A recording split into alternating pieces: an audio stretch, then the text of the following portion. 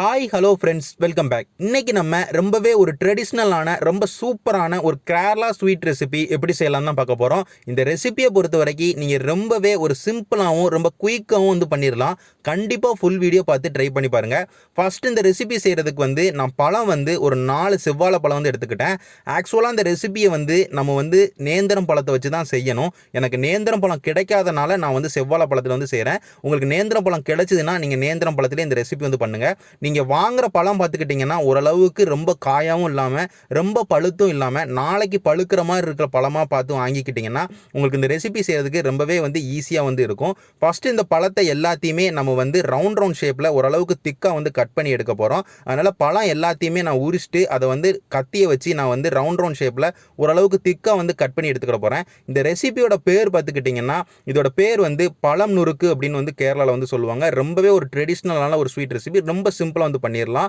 நான் இப்போ பழம் எல்லாத்தையுமே கட் பண்ணி முடிச்சக்கப்புறமா அதை ஒரு பவுலுக்கு நான் மாற்றி வச்சுக்கிட்டேன். பழம் எல்லாத்தையுமே நம்ம மாற்றி வச்சக்கப்புறமா இந்த ரெசிபிக்கு நம்ம இனிப்புக்கு வெள்ளை பாகு எடுக்கணும். அதனால் ஒரு கடாயில் முதல்ல ஸ்டவ் எதுவுமே ஆன் பண்ணாமல் வெல்லம் சேர்த்துக்கிட்டேன். வெல்லம் உங்களுக்கு ஓரளவுக்கு ரொம்ப டார்க் ப்ரௌன் கலர்லையும் வெல்லம் இருக்கும், அதே மாதிரி லைட் ப்ரௌன் கலர்லையும் வெல்லம் இருக்கும். நீங்கள் ஓரளவுக்கு டார்க் ப்ரௌன் கலரில் வெல்லம் எடுத்துக்கிட்டிங்கன்னா உங்களுக்கு இந்த ரெசிபிக்கு நீங்கள் தேவைப்படுற கலரை கொண்டு வந்துடலாம். அதுவும் இல்லாமல் டார்க் ப்ரௌனில் இருக்கிற வெல்லம் தான் உங்களுக்கு அந்த டேஸ்ட் ஆக்சுவல் கேரளா டேஸ்ட்டில் கொண்டு வரும்.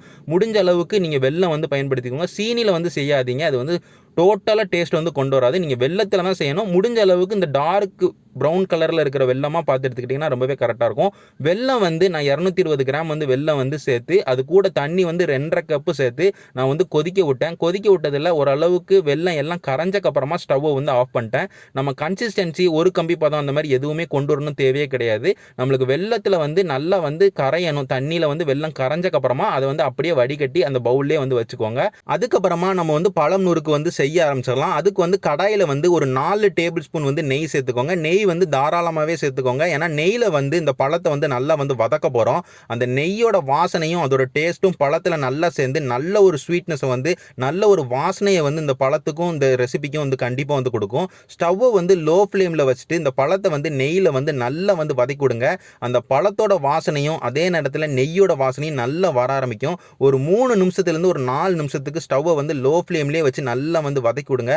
நீங்கள் வதக்க நல்லா வாசனை வர ஆரம்பிக்கும். நீங்கள் ஒரு 3 நிமிஷத்துக்கு அது கண்டிப்பாக லோ ஃப்ளேமில் வச்சு வதக்கணும். நீங்கள் லோ ஃப்ளேமில் வச்சு வதக்கினா தான் உங்களுக்கு அடி பிடிக்காது. நீங்கள் ஹை ஃப்ளேமில் வச்சா உங்களுக்கு அடி பிடிச்சிரும். உங்களுக்கு ஓரளவுக்கு இந்த அளவுக்கு ஓரளவுக்கு திக்கு கன்சிஸ்டன்சிக்கு மாறின வரைக்கும் நீங்கள் வதக்கணும். அதே நேரத்தில் வேகமாகவும் வதக்கி விட்டுறாதீங்க. ஓரளவுக்கு ரொம்ப குழஞ்சிரும், பஞ்சாமிரதம் மாதிரி ஆயிடக்கூடாது. உங்களுக்கு ஓரளவுக்கு லைட்டாக அங்கங்கே கொஞ்சம் கட்டி கட்டியாக பழம் இருக்கணும். அதனால தான் ஓரளவுக்கு மீடியம் சைஸ் பழமாகவும் பார்த்து எடுத்துக்கிட சொல்லிக்கிட்டேன். நம்ம இப்போ பழத்தை நல்லா நெய்யோட ஒரு 3 நிமிஷத்துலேருந்து ஒரு 4 நிமிஷத்துக்கு நல்லா வதக்கி முடிச்சிட்டோம். வதக்கி முடிச்சக்கப்புறமா நம்ம ரெடி பண்ணி வச்சு அந்த பாகு தண்ணியை நம்ம சேர்த்துடலாம். பாகு தண்ணியை ஃபுல்லாக சேர்த்து நல்லா மிக்ஸ் பண்ணி விட்டுக்கோங்க. ஸ்டவ் லோ ஃப்ளேம்லேயே இருக்கட்டும். நம்ம லோ ஃப்ளேம்லேயே வச்சு நல்லா மிக்ஸ் பண்ணி விட்டக்கப்புறமா இப்போ ஸ்டவ்வை ஓரளவுக்கு லைட்டாக ஹை ஃப்ளேமுக்கு மாற்றி நல்லா பாகு இருகிற அளவுக்கு நல்லா கிண்டி விட்டுக்கிட்டே இருங்க. இதோட டேஸ்ட் எல்லாமே பழத்தில் நல்லா சேர்ந்து பழத்தோட டேஸ்ட்டும் நல்லா இந்த தண்ணியில் பாகில் சேர்ந்து நல்ல ஒரு சூப்பரான ஒரு டேஸ்ட் கொண்டு வரும். நம்மளுக்கு ஓரளவுக்கு இந்த மாதிரி லைட்டாக திக்கு கன்சிஸ்டன்சிக்கு மாறணும். ஓரளவுக்கு லைட்டாக ஃப்ளோட்டிங்லேயும் இருக்கணும். இந்த மாதிரி லைட்டாக ஃப்ளோட்டிங் திக் கன்சிஸ்டன்சிக்கு வரும்போது நம்ம துருவி வச்ச தேங்காய் சேர்த்துக்கலாம். இந்த ரெசிபிக்கு ரொம்பவே ஒரு முக்கியமான ஒன்று அப்படின்னு பார்த்துக்கிட்டிங்கன்னா அந்த தேங்காய் தான். ஃப்ரெஷ் தேங்காய், துருவன தேங்காய் ஓரளவுக்கு சின்ன சைஸ் தேங்காவாக இருந்தால் முழு தேங்காவே துருவி சேர்த்துக்கோங்க. இல்லைனா ஒரு 1.5 கப்பு தேங்காய் சேர்த்துக்கோங்க. தேங்காய் சேர்த்து நல்லா லோ ஃப்ளேம்லேயே வச்சு கிண்டி விடுங்க. தேங்காய் சேர்த்தக்கப்புறமாவே நம்மளுக்கு இன்னும் நல்ல இறுக்கம் கொடுத்து நல்லா கட்டியாக மாறிடும். நம்மளுக்கு அடி பிடிக்காது. ஓரளவுக்கு கரண்டியை விட்டு பிரிஞ்சு தான் போகும். ஏன்னா நம்ம நெய் சேர்த்தனால நம்மளுக்கு அடி பிடிக்கிற ப்ராப்ளம் இருக்காது. நீங்கள் லோ ஃப்ளேம்லேயே வச்சு நல்லா கிண்டி விடுங்க. ஒரு 2 நிமிஷத்துக்கு நீங்கள் நல்லா கிண்டி விட்டுட்டிங்கன்னா இந்த அளவுக்கு நல்லா திக்காக மாறிடும். இது சூப்பரான ஒரு கரெக்டான ஒரு பெர்ஃபெக்டான கன்சிஸ்டன்சி. இந்த கன்சிஸ்டன்சிக்கு வந்தக்கப்புறமா நம்ம சேர்த்துருக்க இனிப்போட அளவு கரெக்டாக அப்படிங்கிறது பார்க்க போகிறோம். நான் சேர்த்துருக்க இனிப்போட அளவு கரெக்டாக அப்படின்னு பார்க்கும்போது எனக்கு கொஞ்சம் இனிப்பு கொஞ்சம் கூட இருந்தால் நல்லா இருக்குமே அப்படின்னு தோணுச்சு. அதனால் சீனி வந்து ஒரு 3 டேபிள் ஸ்பூன் மட்டும் சீனி சேர்த்துக்கிறேன். 3 டேபிள் ஸ்பூன் தான். உங்களுக்கு கரெக்டாக இருந்ததுன்னா நீங்கள் வந்து விட்டுருங்க. எனக்கு கொஞ்சம் கூட இருந்தால் நல்லாயிருக்கும்னு தோணுதுக்காண்டி ஒரு 3 டேபிள் ஸ்பூன் வந்து நான் சீனி சேர்த்துக்கிட்டேன். சீனி கூடயே நான் வந்து கார்டமன் பவுடர், அதாவது ஏலக்காய் பொடியும் வந்து நான் சேர்த்துக்கிட்டேன். ரெண்டுத்தையுமே சேர்த்து நல்லா வந்து கிண்டி விட்டுட்டு திரும்ப வந்து டேஸ்ட்டு பாருங்கள். கரெக்டாக இருந்ததுன்னா ரெசிபி முடிஞ்சு போச்சு. இதுக்கு மேலே நம்ம பண்ணுறதுக்கு ஒன்றும் இல்லை.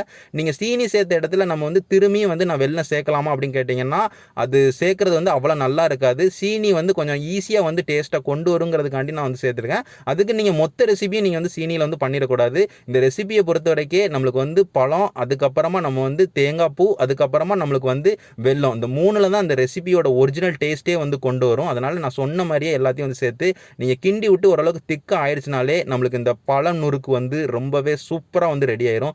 கண்டிப்பாக ட்ரை பண்ணி பாருங்கள். ரொம்ப சிம்பிளாக வந்து பண்ணிடலாம். பெரிய கன்சிஸ்டன்சி அதெல்லாம் கிடையாது, கஷ்டமும் கிடையாது. ரொம்ப ஈஸியாக ஒரு பண்ணக்கூடிய ஒரு ரெசிபி, ரொம்ப டேஸ்ட்டாகவும் இருக்கக்கூடிய ரெசிபி. நீங்கள் செஞ்சு கொடுத்தீங்கன்னா எல்லாருமே ரொம்ப விரும்பி சாப்பிடுவாங்க. சூடாக சர்வ் பண்ணிங்கன்னா அவ்வளோ டேஸ்ட்டாக இருக்கும். எல்லாருமே ரொம்ப கேட்டு கேட்டு வாங்கி சாப்பிடுவாங்க. அவ்வளோ ஒரு சூப்பரான ஒரு ரெசிபி. கண்டிப்பாக ட்ரை பண்ணி பாருங்கள். நான் இதே மாதிரி வேறு ஒரு நல்ல ஒரு ஸ்வீட் ரெசிபியோட உங்கள் எல்லாரையுமே வந்து பார்க்குறேன். நன்றி.